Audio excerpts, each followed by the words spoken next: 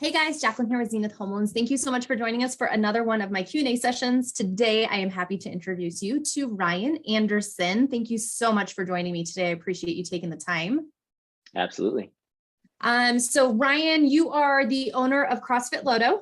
And so why don't you just kind of tell us a little bit about that, about your background, and then we'll jump into some questions for you. Sure. So CrossFit Lodo, we opened in September of 2010. So kind of timely. It's been 12 full years, which is pretty wild. My background was in athletics. I was a professional golfer before going into kind of the world of personal training and CrossFit and fitness, and then, opening and owning a small business and all that. And then pretty recently, I've also gotten into real estate. That's been within about the last year now. But that's, yeah, kind of the background. And I know you through the gym. Your brother was actually, he was one of my athletes, and then he started working for me, and then was like my right-hand man for many years. So known you for a long time too. Yeah, he's the one who got me into CrossFit. Yeah. And he wasn't allowed to coach me because I wouldn't listen to him. But he was a very very good coach. So maybe one day we can get him to come back and teach CrossFit again. Yeah. So why did you decide to open up a CrossFit gym in general? Was that kind of like a goal of yours when you got into CrossFit? So kind of what was your introduction to that? It more just kind of fit the things that I was looking for in my professional life. I was kind of at the end of playing golf, and I wasn't very satisfied. And I mean, I didn't feel like at the time I was good enough. And so I'm like, where is this going to take me next? And I kind of just thought about the things that were most important to me in my professional life. And the things that I came up with, I wanted to be helping people. I wanted to be always learning and, doing something new and different. And I did want to still be in the fitness athletic space. And really, it just kind of came down to CrossFit sort of fit a lot of those criteria. I wasn't necessarily thinking like, yeah, I'm going to open a CrossFit gym. It was kind of like, okay, these are things that I want to do. And it looks like I could do a lot of this stuff if I got into the fitness world. And then, CrossFit, especially back in 2010, 2011, like when I was getting going with it, there weren't a ton of gyms around. So it still is fairly easy to open your own affiliate. I mean, you just have to pass a weekend class and test. And then, I mean, obviously like go through all the things that you have to do to open a business and open a gym. But you can get to the point where you're actually like running your own CrossFit gym fairly quickly. So that was also pretty attractive as somebody who's like, oh, I'm making a big shift in my life. Like, let's hit the ground running and see what happens. So had you done CrossFit before? And that's kind of what led you into, hey, maybe I want to open up my own gym because there seems to be a need. I had done CrossFit before, but really on my own. I hadn't done it in an affiliate or anything, actually. This was when I was kind of traveling around and playing golf still. So I actually had a friend that was here in Denver. It was when I was in San Diego at the time, and just kind of got talking with people in the CrossFit community here in Denver. And that's sort of what just got me down that road. I was looking at everything from like doing Fitness 19 or like just anything that was like fitness related and that I could get into, and like the pros and cons of like these different business models and all that.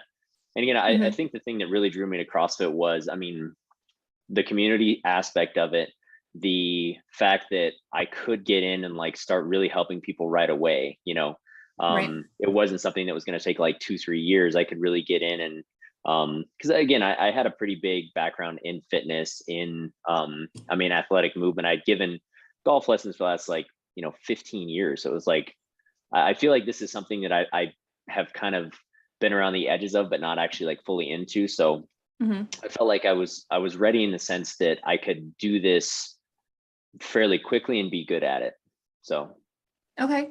And so what kind of surprises did you encounter when trying to start a small business just in general, or if there's something specific to the gym world that maybe you just weren't anticipating you'd see?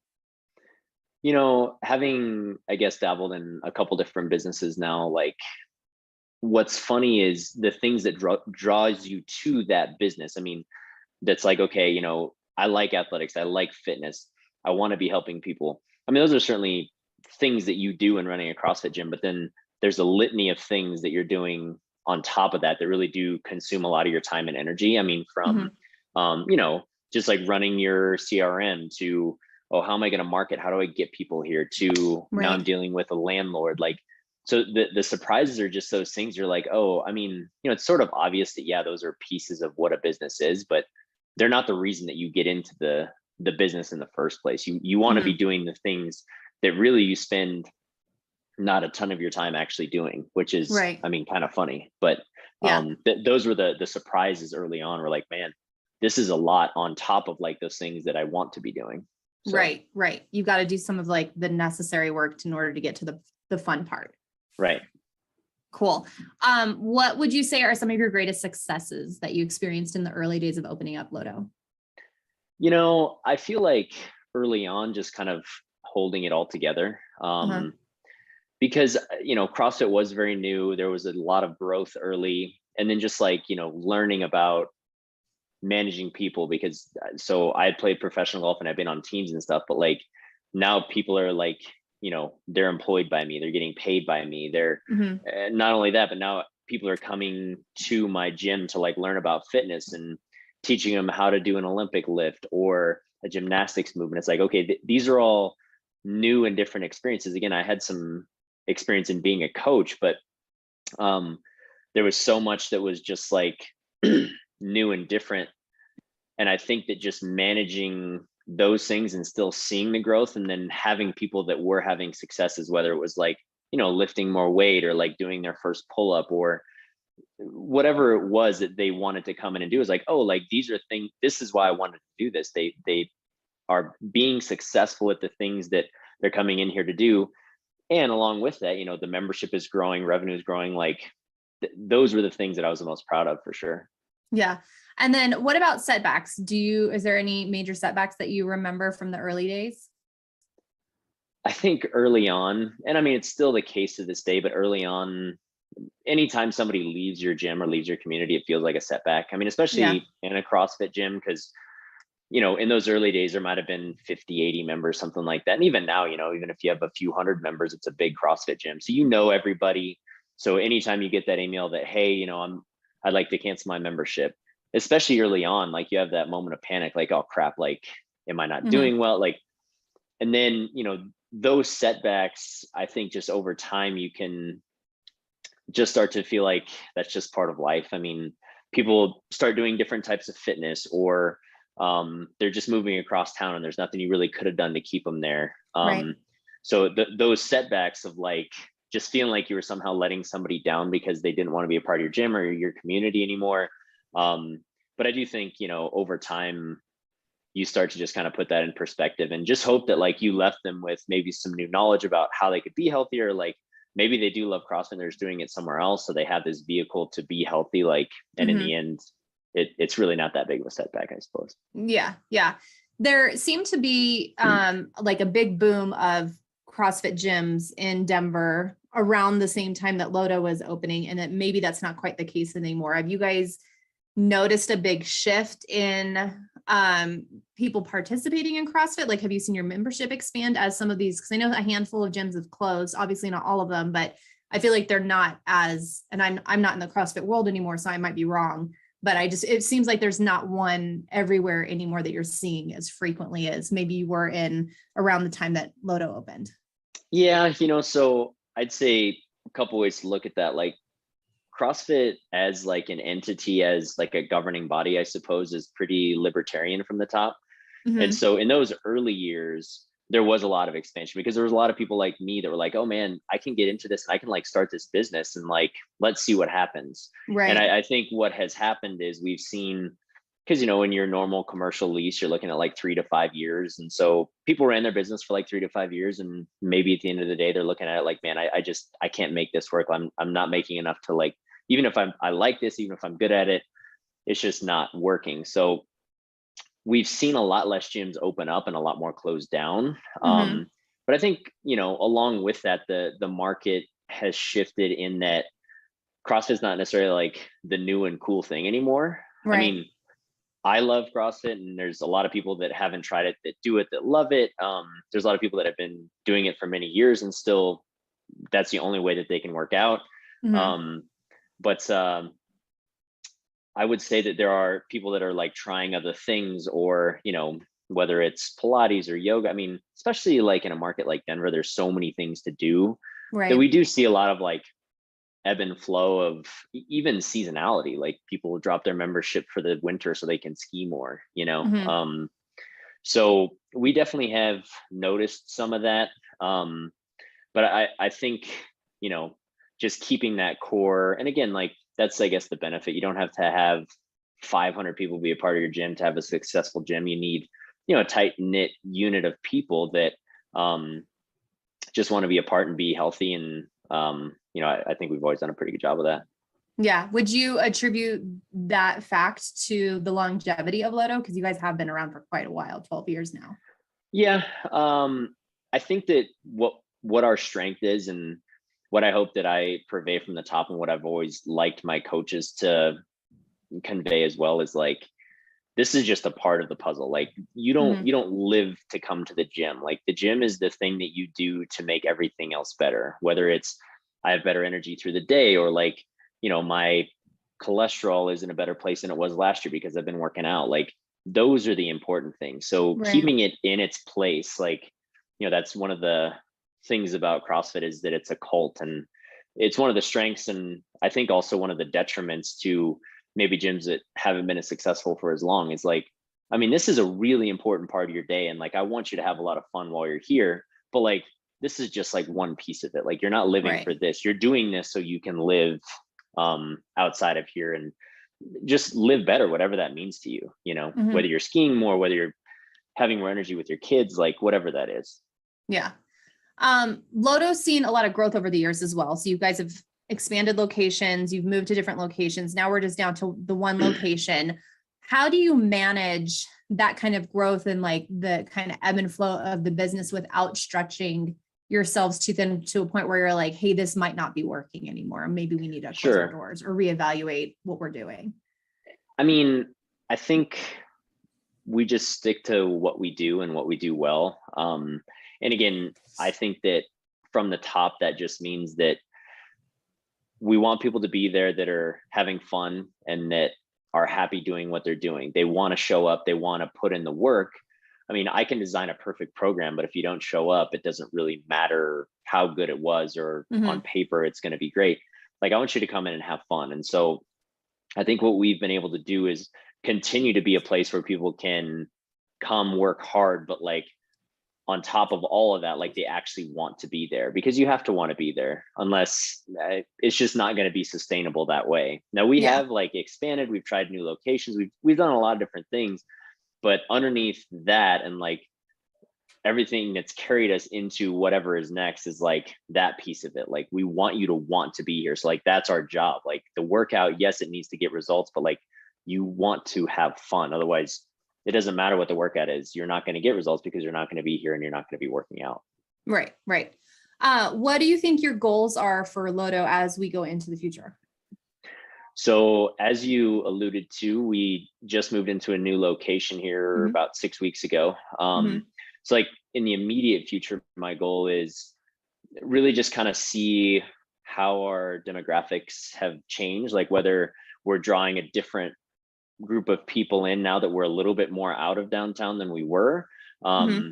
I'm guessing we're going to be a little bit more like families than people in apartments downtown. Mm-hmm.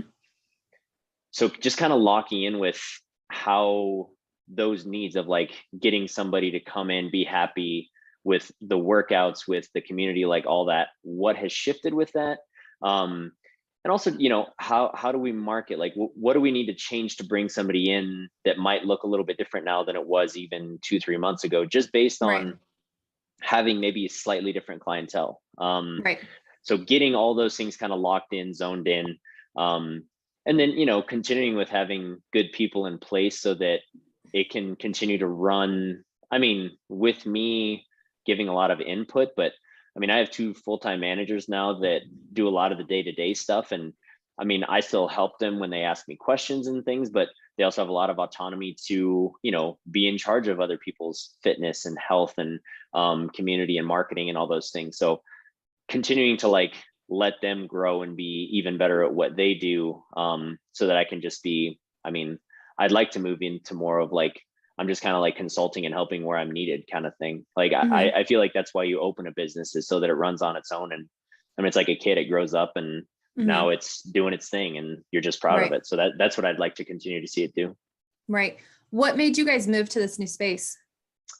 You know, well, our lease was coming to an end. Okay. So we had been there for just under 6 years, and we had continued to sort of get illusions that they were going to be developing it. It's on a plot of land that's zoned for a conditional 12 stories, and it was just a 1-story building. So Okay. it was going to continue to get more expensive. And it didn't feel very stable. And in fact, at the end, like we had a 1-year extension, then a 6-month extension. And it's really hard to run a business when you're just not even sure, like, man, come March, are we going to be here? I don't know. So it was something that I wanted to find something more permanent. And I guess I had this piece of me too. So like, one of the things that is a strength of a CrossFit gym is you kind of just need an open space. Like even as I go to somebody in commercial real estate, it's like, I don't need, $100,000 in a build out or something. Like, just give me a couple walls, like some heat would be cool, but like we can make this work. So it makes us a fairly attractive tenant in that way. But that said, like the 2 places that we had been previously, they weren't like the nicest buildings. And I think that where we moved to York Street Yards, they're doing a really cool job just developing. The buildings are all very cool. It's the nicest one that we've been in. The space is really great. I mean, to a person, everybody likes the space itself a lot more than what we've had before, which is really cool to hear. And I think part of me was like, man, we've been successful, but I've never felt like we've been in a really nice building. So like, that's where we're at now. We're in a building where, I mean, it's more climate controlled. It just looks cleaner. It looks like more of a like nice space. So that was part of the motivation to move to, like, I can get something that is like maybe the final iteration, because I can be here for a long time of this business. And like, I think I can leave it feeling like we did a really good job. Yeah. So. Very cool. So you mentioned that you recently got into real estate. What made you decide to take that leap? There's something about, being a coach and being around a lot of people. And I mean, people trusting you with like their health and asking questions about their diet. And I feel like I have a really great relationship with all of my membership, or people that are around me, that they have, an inherent trust in things that I'm saying. And so I guess it just made sense that like, if I got some more knowledge and was able to help them in an area of their life, like real estate, like, yeah, I mean, I already have a rapport with them. I have an ability to say, like, I mean, you trust me with your health, you trust me with your fitness. Like, here's another area of your life that I'd love to help you with. And you see me every day. So like, yeah, let's talk about it. It's not like you don't have to look for a different realtor or something like that. I'm more than happy to, be the expert in this area as well. So there was just some good synergy to just like having access to a younger demographic, people that were in looking for houses, or we're just kind of in that space where they might be doing something like that. And just having like some trust that I had built up over months and years of just being around them too. And I was like, that, and this is something that I really enjoy doing too. Like in my own experience of like buying homes and selling homes and like growing my own wealth, it's like, this is something that is so vital that I can really help people with too. So yeah, it's been really fun. Awesome. How do you manage the 2 businesses? Because it's 2 full-time jobs. So how do you feel like you manage that and the demands of each? Because real estate, we know, can be very demanding because it's very quick and we need to move fast and stuff like that. And with the gym, it's like you've got people who are depending on you. Sounds like you've got some pretty good management in place for the gym. Is that how you've been able to accomplish that so far? Yeah, I mean, I think it's the people around you. I mean, with the gym, it is management. It's getting the trust of your clientele, so that they kind of stick with you through changes, through moving, through all that stuff. And then with real estate, it's very similar in that you have to have a good team around you. I mean, I'm with Bear Group Realty. They've taught me so much. And then just having the ability, like if I am stuck at the gym or like in my other, full-time job, I have people that can help me with a showing, or like, hey, will you look into this for me? Or just somebody that has a lot more experiences than me to answer a question. And then, I mean, knowing people like you that are also in the real estate business, like, I mean, I'm not good on the lending side. Like I've have experience with my own stuff with lending, but like, if I have a question about lending, I'll reach out to you. So it really is like the team that you have in place that can help you, paint the entire picture of like, okay, this is how best to help this person. And again, whether that is like fitness or whether that is like some kind of real estate need, like it's all about like getting good information and really having that desire to help the person that is asking the question. Yeah. What do you think is your favorite part about running a gym? I would say just that feeling that maybe the look on the face, like the surprise that somebody did something they didn't think that they could do, whether it was like their first pull up or their first muscle up, or like, they deadlifted a certain amount of weight. And it's like, oh my God, 6 months ago or 6 weeks ago, like I didn't think this was possible. And it's just like, I mean, that's the cool thing, just like getting people to unlock and like understand like how athletic they can be or how strong they can be or like what they're actually capable of. Like it's super fun. Yeah. And so same question, what's your favorite thing about real estate? I guess, similar. It's just that piece of like helping somebody, and it might be a little bit corny, but like it's whatever that next phase of your life is. I mean, you think of like what your dream is and where you're headed. Like, I mean, my wife and I are thinking about, having a kid. So do we need to, we need to buy this house. It's like, okay, well, what does that look like? Where do you want to be? How many kids do you might want to have? Like, do you need 3? So it's getting that information and help to somebody that like helps them kind of unlock and unfold that piece of their lives. I mean, their house is going to be their home, and that's where they're going to, have all their experiences. And it's also like where they're going to build so much wealth, and like maybe that's where they're going to jump to like their dream home, or maybe it is their dream home. So it's just those things that you're just helping somebody. It's one of those altruistic things that, like, I mean, again, like going back to one of the first questions you asked me, like, why did I want to do what I want to do professionally? Like I like helping people. Like I like to be somebody that can get you information that you might want, or just like be a facilitator, get people connected that can, make things happen that just enriches somebody's life, whatever that might be. Yeah. Awesome. That is all the questions that I had for you today. So thank you very much. Any last words, either on the Lodo side or on the real estate side, that you want to share with people before we end today? Oh man. I mean, two, I guess, very different things, but I'd love if anybody came to our new location at York Street Yards for CrossFit Lodo. Yeah. And I want to come back now. Yeah, I'd love for you to at least come see it. Yeah. Yeah, I'd love to try. I remember one of my favorite, when you were talking about your favorite part about running the gym, I remember Adam Griffin was coaching when I first got started. And I remember I couldn't clean and jerk a barbell, like a 75-pound barbell. And I remember being stuck under the barbell in a squat. And he's like, just stand up. I'm like, I can't stand up. And just thinking about that and what I could later stand up with. And I'm just like, man, that must've been so cool for him, even though it was like no weight, but knowing that he had a part in getting me to this space where I'm like, oh no, I can do it. So that made me, I was like, oh man, I do kind of miss CrossFit a little bit. It hurt. It's definitely hell, but it was fun. I mean, and it does, it's hard, but it is so fun to be that person that's like on the other side. Cause we all have those, doubts about what we're capable of. And it's like, no, I mean, I'm telling you, you can do this. Like, I mean, maybe today isn't the day that it's going to happen, but like, we can unlock this together. Like, that's not even a question of mine. Like, so let's do it, So, yeah, I love that you had that experience, and I'd love for anybody to have that experience. Yeah. Cool. And then what about the real estate side? I guess real estate is a really interesting thing right now with all the stuff going on, but, I would say just in general with real estate, like go with people that you trust, people that are going to get the answers that you need with your experience, and like nobody's going to have all the answers. So just surround yourself with people that are part of a good team or have a good team around them just to get you that information, because it's a huge decision and it's a super fun decision. And I love helping people with that too. Very cool.